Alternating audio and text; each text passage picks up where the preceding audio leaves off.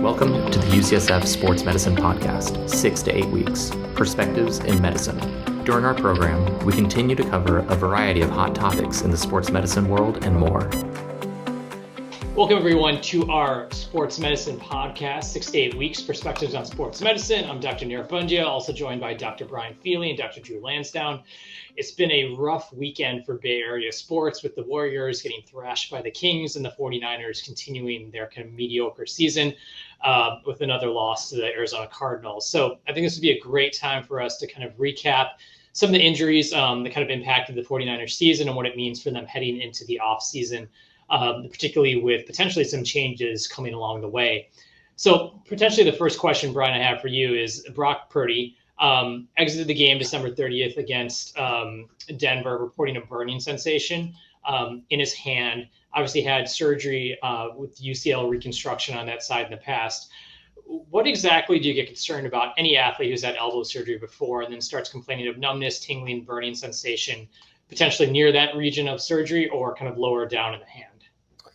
I think with Brock Purdy, when they were playing Detroit, not Denver, the issue was that when you have a UCL injury, your ulnar nerve, which is classically called your funny bone, but is actually a nerve, can get irritated. If you think back to when he first had his injury, they waited a couple weeks for swelling and pain to go down. That's what they were waiting for initially, was that initial nerve pain to subside. With this injury, I think it was different. So if you look at what he was complaining of, it wasn't instability in his throwing arm. It was essentially getting hit really hard on a nerve, which is going to cause burning pain, but it also can cause transient weakness in your ring and little finger. So that's going to cause an inability to grip the football. So for a week or two, maybe he won't be able to play football. Over the course of the long term, I don't think it has any big implications other than it happened to be an elbow that's slightly more at risk than any other elbow. And the problem with UCL injuries in the NFL is, especially in quarterbacks, we don't have any great long-term data like we do in the major leagues. In major leagues, this is almost a rite of passage for baseball pitchers, whereas in the NFL, it's relatively few athletes that have had this injury, had surgery, and needed to come back.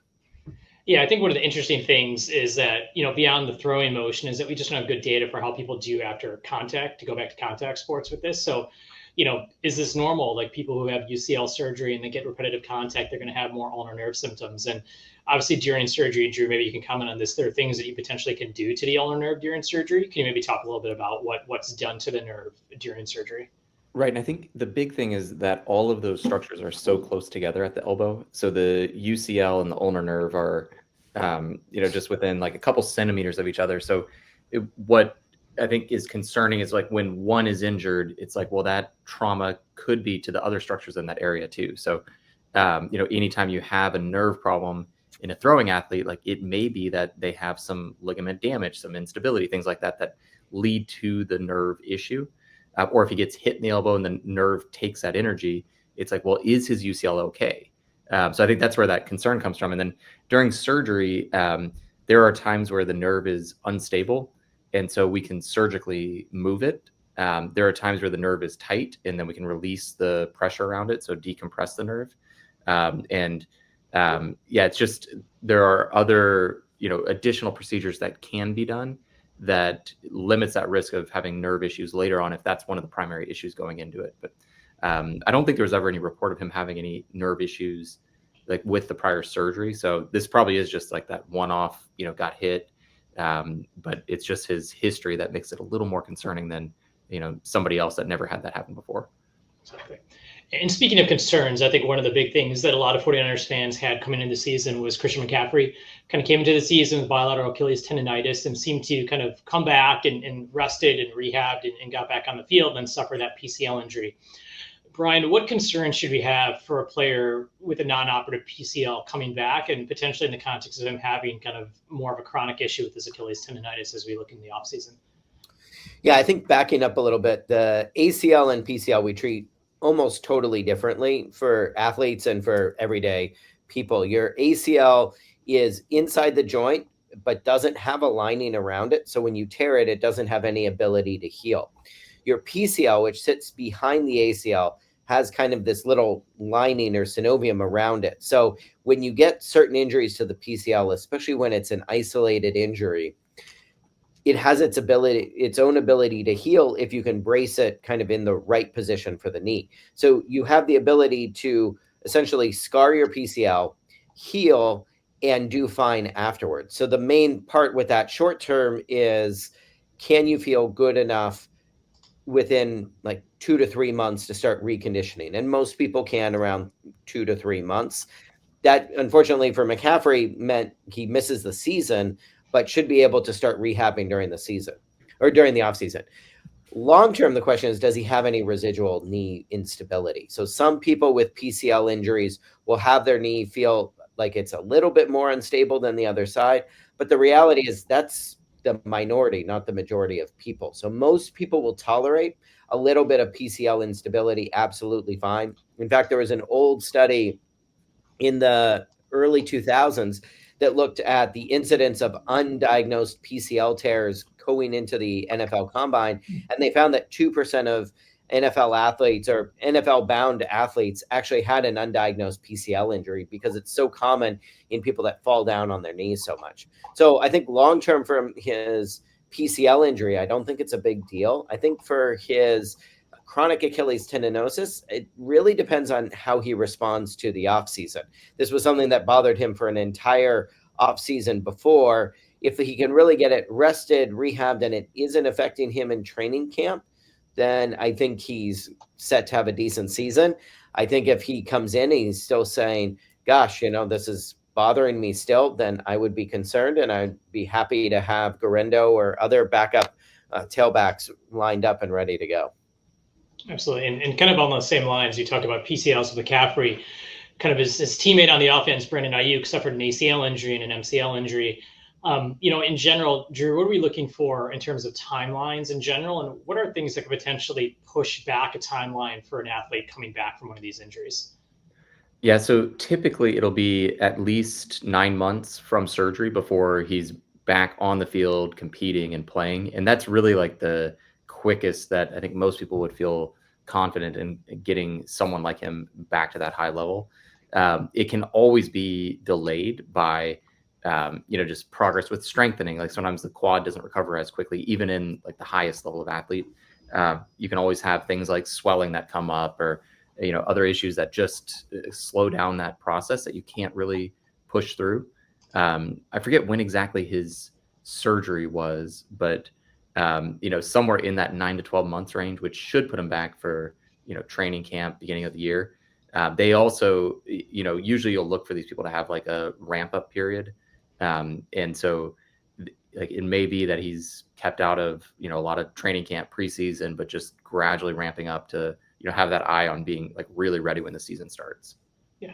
And Brian, when you look at position, do you feel that there's some differentiation in terms of position? Like, would it be easier for a lineman to come back than a wide receiver? Like, what do you look at in terms of performance after these injuries? Yeah, I think 100%. I think the more you're having to cut and pivot on your knee, the harder it's going to be, and the more you have to have explosive speed. And you could argue Aiyuk is not explosive speed, but relative to most of us, he absolutely is. So I think I would be a little bit more cautious in saying, his surgery was early November.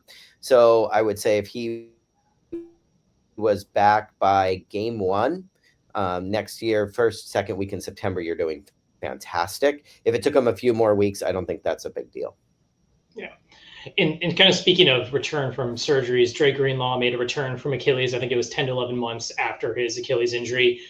Played phenomenally, that first game back in the first half, and then kind of had some secondary issues, I think, in terms of the calf and a knee. What should we expect for him potentially looking into next season, assuming these injuries kind of these secondary things kind of clear up? Second season back from an Achilles, Drew, for a player who's explosive but young like Greenlaw. Yeah, I mean, I think that next season would be the time that we would expect to see him playing better and kind of back to where he was. I would imagine it seemed, like he was more shut down because of the way the season was going, and it's not really worth pushing. Like if they still had something to play for, he might, be able to still be out there. And, Yeah, I mean, I think it's really going to be next year, like with this offseason, able to strengthen, able to condition, and then, be able to ramp up with the team and be ready to go. I'll bet, he hits the ground running and, really shows himself again next year. Absolutely. Yeah. And I think it does. Well, the problem is he hit the ground. That was how he tore his Achilles. True. Yeah. I mean, maybe more generally, Brian, like why, 10, 15 years ago, Achilles injuries, and we've covered this a little bit in other podcasts, were like career ending. Why are players now coming back? The expectation is they'll be back to their same level or near their same level, as opposed to it being a career defining injury. Ooh, that's a good question. NBA or NFL? Let's stick with the NFL. We'll do NFL. Okay. Well, I think you're getting a different group of people injuring their Achilles. I think it used to be people in their mid to late 30s, and then that was the career-ending kind of load at the end of their career, and then it was like, well, you're going to miss the rest of the season. You may not be able to make it back. So I think, first of all, you're getting younger athletes who have a little bit more reserve getting that injury. Now, why they're getting that in the NFL, it's a little bit hard to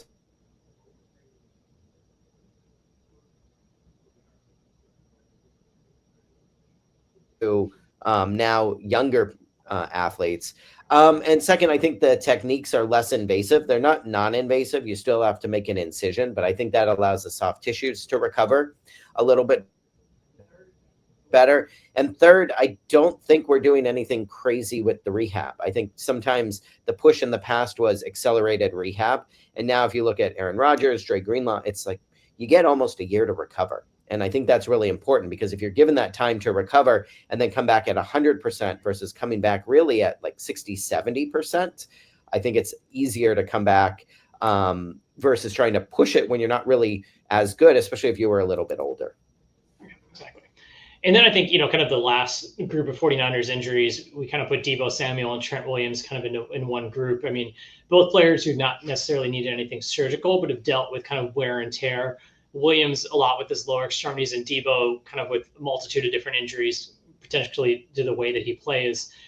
When you look at kind of older NFL players, do you feel that these cumulative injuries kind of add up and leads to increased injury risk, Brian, or do you think it's more of these are individual injuries, they'll recover and they'll be fine?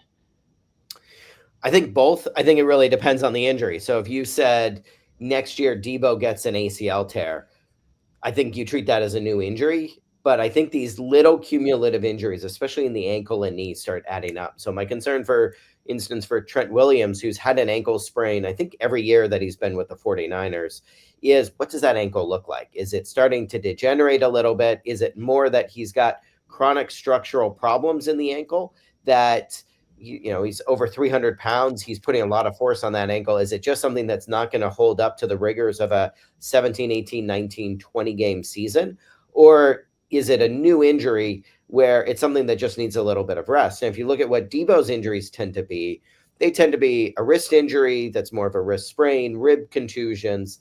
Those I'd be a little bit less concerned with. Maybe Drew, give maybe our listeners a little insight. Let's say, you're the team physician for a team, for a professional football team, and these players are free agents. You're deciding to sign them to long-term contracts. What are you looking for from a medical standpoint into these injuries? Like what are things that are concerning to you overall, or what are things that are just like, oh, that's just football? Yeah, I think the ones like Brian was saying, that wrist sprain, the rib contusion, like things where like he got hit, his AC injury, just got hit the wrong way and had that, but that probably doesn't predict that it's going to happen again or that it's going to become a problem. And then, if it is a chronic ankle sprain, there are times where that, like, that's going to happen again. And you could even put some probability on it that, hey, like, it's likely that he's going to miss 4 weeks, but he's so good that, we'll build that in and we'll take it and, manage through it. And then there are other, chronic things that have a definitive solution that, could be fixed in the off season and have a high likelihood of success. And then there's others that, this is going to get worse each time. And then that would factor in too, that, like, sure, this has been 3 weeks the first year, 5 weeks the next, but the next time this happens, this is going to be even more impactful and, probably can't count on him. So I think, you can with those more chronic injuries, have some insight into what that availability might look like. And I think that should definitely affect, just those plans going forward of, can you count on them being ready to play? And even though we try to cover Bay Area sports, Drew, what do you think about the Packers injuries? Kind of got some big injuries this past week. What are your takeaways from those? Yeah, I mean, it sounds like Jordan Love is okay. I think, he had the elbow, the ulnar nerve, that funny bone type issue. Hopefully that'll be fine by next week, and hopefully avoided anything more substantial to the elbow like we were talking about earlier. Then I think Christian Watson, that one is probably more concerning, that non-contact knee injury. They haven't said yet at the time that we're recording this what that is, but always have that fear of an ACL with something like that. But we'll have to see, because if that's the ACL for him, then obviously we're looking at late next year before he's able to come back and play. All right, since we won't be able to pick the 49ers for Super Bowl victories, what are your guys' Super Bowl predictions? Who's going to win it all? Maybe first with you, Brian. Who's your prediction? After last year, I don't go against the Chiefs unless the Chiefs are not in the playoffs. So I'm going to pick the Chiefs. It's just too disappointing to see Mahomes have an average team and then beat the 49ers whatever he wants. How about you, Drew? Who are you going with? No, the Packers until they lose.